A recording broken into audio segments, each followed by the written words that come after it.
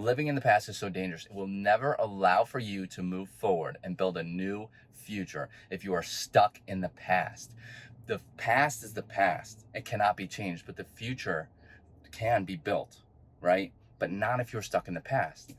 Welcome to Driving Environment. Today I want to talk about living in the past and how it's just so dangerous. You should not be doing it. Now, I used to do this. I used to dwell on the past all the time. In my early high school, a little bit out of high school, through my wild years when I was doing things I should not have done.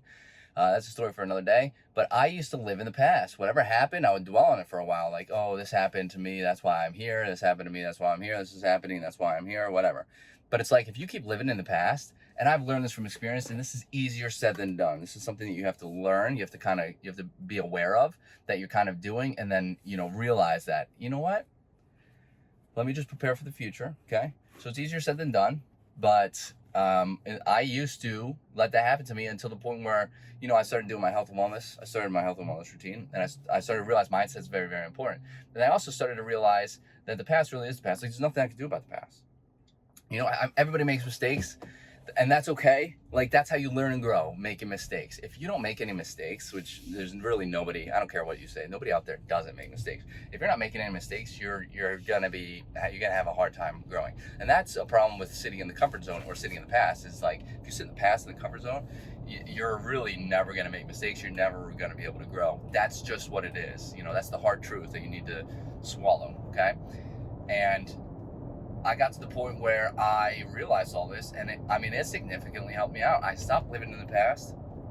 I had more of an optimistic, I went from a serious negative Nancy to optimistic as fuck. I am generally an optimistic person. I always think things are going to work out.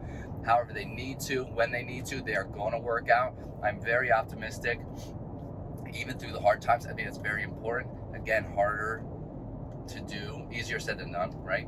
But I also know that staying optimistic helps with your mindset. It helps to prepare for the future. It helps to eliminate that desire of living in the past. Some people might not even realize they live in the past. But I've talked to a ton of people who bring up the past so often that it is just like, and you could tell, like, they're in a rough spot.